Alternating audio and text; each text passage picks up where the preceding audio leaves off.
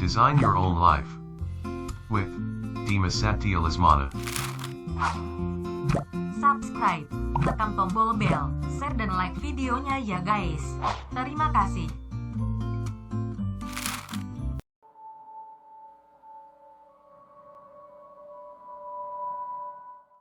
We've done an experiment, just 10 minutes a day, 3 times a day with 120 people, trading resentment, frustration, fear for gratitude, appreciation, and thankfulness. Measuring their immune response, the chemical immunoglobulin A, your primary defense against bacteria and viruses, the best flu shot you'll ever get, lives innately within you. Turns out when you're frustrated, when you're impatient, when you're fearful, the immune system dials down because you're in emergency.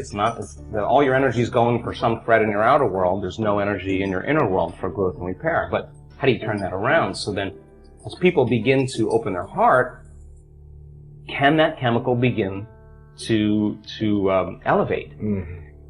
4 days, 50% change in the 120 people. Their IgA levels went up 50% in 4 days. That's your body's immune system is now upregulating genes that are making proteins and immunoglobulins and antibodies that you don't need a flu shot. In other words, your inner state is greater than your outer world. So then, just by doing that, we now know that your immune system is going to get stronger. By the same means, take 120 people or 50 people and measure 7,500 gene regulations. Okay? In 4 days, 2 genes that suppress cancer growth and tumors are activated and upregulated. The genes that stimulate stem cells to go to damaged tissues and repair them, upregulated. The gene for oxidative balance is upregulated. Anti-cancer, anti-aging, anti-heart disease, anti-stroke, anti-neurodegenerative, anti-inflammatory, antimicrobial. Just the body's naturally doing this. The gene for neurogenesis, the growth of new neurons in response to novel experiences and learning. This is 4 days. The gene switches on. The gene for more balance in the pituitary and the pancreas. The gene for the microtubules of the cells, the little fibers that respond to energy and frequency. So in 4 days, we now know that you can change your genetic destiny if you just practice the inner work. We have research to show that 60 days of meditation, 5 days a week, will lengthen your life. That means your biological age is changing. So we have the evidence now to show people what's possible. We have brain scans that are so outside of normal that when neuroscientists see them, they're blown away because the amount of energy that's in the brain during this transcendental moment is hundreds of times outside of normal. Wow. I mean, you can't make your brain do that. Something is happening to you, and that person's having a transcendental moment. And we now know that we can predict it, and we now know that we can induce it.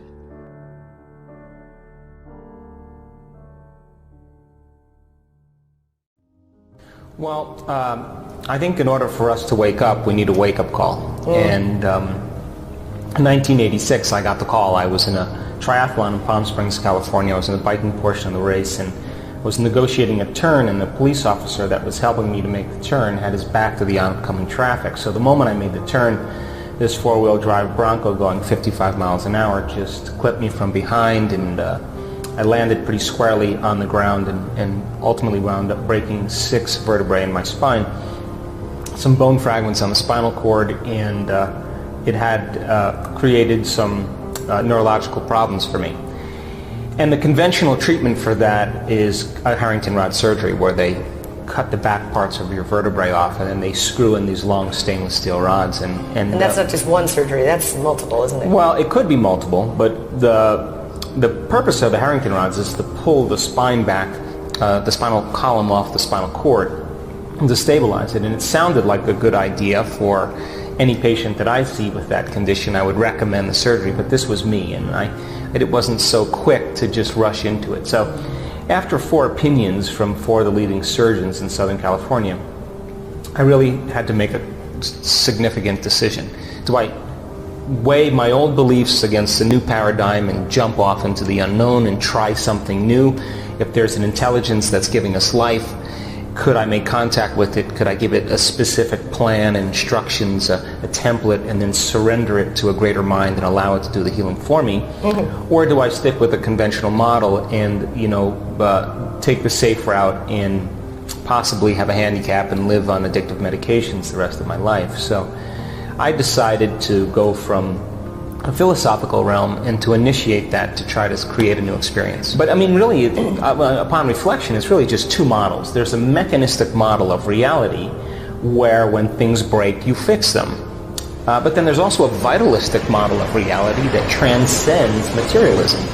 And that vitalistic model says that there's energy, there's information, there's an intelligence that's organizing trillions of functions per second in every cell of your body, and if that intelligence is a consciousness and an awareness, then maybe you can become present with it enough to begin to give it some instructions. And so I thought, hell, I might as well take a chance. I can't heal my back, but a greater mind can do it for me. So I thought, if my will matches its will, if my mind matches its mind, and if my love for life matches its love for life, it should answer the call. So I wanted to develop a relationship with it and give it really specific instructions. And if I lost my focus, or if I lost my attention, I would stop and start all over again. And that's really when I started to learn about the mind and the brain, because I realized how unfocused I was, number one. And number two, when we're in crisis or trauma, we wind up focusing on what we don't want instead of what we do want. So turning that battleship around was my dark night of the soul. And huge. Yes. I think after about 6 weeks, though, I started noticing some very significant changes. That was the moment when I started noticing those changes, that what I was doing was making a difference. And then I started doing it with more passion. I thought this idea that the power that made the body heals the body. I mean, I believe that to this day, and I believe that the quantum model of reality explains healing better than anything. I mean, you can't explain how even a cut heals without bringing in the quantum model. I mean, you can talk about molecules and circuits and chemicals and attractions and repulsions, but that's really not how it works. I mean, that's a model that's very limited. So I said, if the power that made the body heals the body, and this consciousness is an awareness, and awareness is paying attention, then I have to be completely present with it.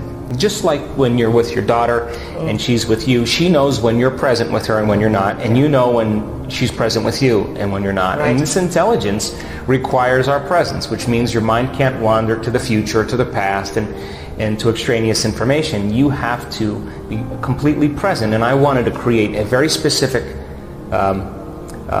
instruction. I wanted to reconstruct every single one of my vertebrae step by step, from start to stop, and repair every single one of those areas that I knew from the scans. And if I lost my focus, because I wasn't present, I was thinking about living in a wheelchair, if I should sell my home or my practice, then I lost my focus. I wasn't creating a clear signal. I would stop and I would start all over again. Now here's the problem. I would start getting frustrated that I lost my focus, and then when I got emotional, I got frustrated, then I got more unfocused. And so after a couple weeks, I started figuring out that instead of reacting, just to keep bringing it back, and I was increasing my attention span during that time. And then once I was able to complete a very clear picture, it would take me 2 or 3, sometimes longer, just 3 hours immersed in the inner world, but I was wiring new circuits over time every single day, and it started getting easier, because as nerve cells wire together, you start constructing physical changes in the brain. Those changes then you can reactivate the next day, and they should be easier to select. So it started getting easier for me, and I started to be able to do it in shorter and shorter amount of time. And when I really got through it the first time from start to finish without losing my focus, it was like I hit a tennis ball in the sweet spot. Something clicked, and when I knew that, I knew that something happened, and that's when I started feeling all the changes in my body, my pain, all the sensations changing, and that's when I knew that if I was making those changes outside of me, I should pay attention to what I was doing inside of me and do it with more conviction, with more intensity. The quantum field is the space between the atoms inside the neurons, and at the same time the field energetically around them. So learning is making new synaptic connections. Every time you learn something new, there is a physical change that takes place in your brain. The brain upscales its hardware. So if you learn something in this show, or you learn something in reading a book, and you learn something on a documentary, you have a footprint of consciousness left in your brain. So consciousness then has to leave material evidence of what we've learned biologically. And so if learning is making new synaptic connections, then remembering is maintaining and sustaining them. So how do two neurons know how to reach across a bridge and connect? Because not only is there genetic changes taking place where those genes are creating proteins in a moment-by-moment state where a branch can grow that quickly and connect.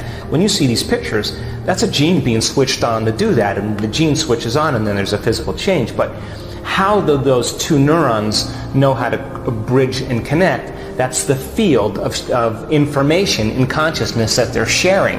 And it's that consciousness and the energy that's supporting it that allows that information to connect. So then, you think you're this, we think we're a physical body, but we're the field around the body, using this body as a puppet. So when you begin to become aware that you are a consciousness, then when consciousness begins to learn from something in its environment, the biology has to change.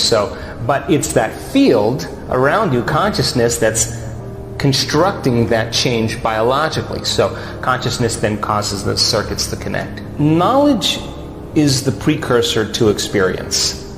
The more knowledge you have, the more prepared you are for an experience. So you have three brains that allow you to go from thinking to doing to being.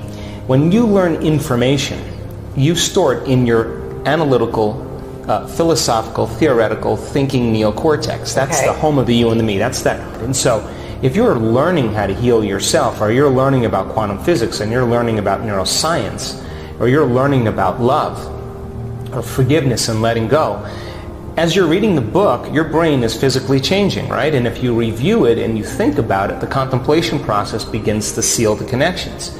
So then your learning is the first step. Now, when you take that philosophical information and you initiate it, you apply it, you personalize it, you demonstrate it. Now you have to modify your behaviors in some way and do something differently. Well, if you change your actions, and then the new experience then is created. Experience then enriches the brain neurologically. Now you begin to add more connections to the semantic information that you learned, and now there's more circuits in place that's mapping the experience through your senses. Then there's an emotional component that's created from the limbic brain, the second brain. Then all of a sudden, if you get your behaviors to match your intentions, or your actions equal to your thoughts, then you should have a new experience, and you should create a new emotion, and you should feel successful. You should feel like a patient parent. You should feel in love with life. You should feel like a great leader. And the moment you feel that emotion, now you're teaching your body chemically to understand what your mind is intellectually understood. So knowledge is for the mind, and experience is for the body. And we could say in that moment, you're embodying knowledge, and you're literally signaling new genes in new ways, and you're beginning to change the expression, not only in the brain, but as well in the body. Now, the new experience means that you have a neurochemical change taking place where mind and body are aligned, but really the mastery of that philosophical information after you initiate it is the repetition of it, to be able to reproduce the experience at will. And if you can do it enough times, then you begin to create networks of neurons that you can activate on command, and you can bring up the emotion from the experience. And when you go how you think and how you feel working together, when you align them, that's called a state of being, and you activate the third brain called the cerebellum. That's where all those implicit automatic skills and habits exist. So then now you are compassionate, now you are a leader, now you are patient, because you have neurochemically conditioned your body to become the mind of compassion, or we could say mind and body are aligned. So it's an evolution, Lisa, of those three steps. And so when you learn that information, that's the connection in the brain. And the research shows that if you learn just a bit of information, you can upscale the connections in your brain from about 1,300 connections to 2,600 connections. That's just learning a few bits of information. If you don't revisit that information, those connections wither apart in a matter of hours. Go away. So we have to continuously review and remind.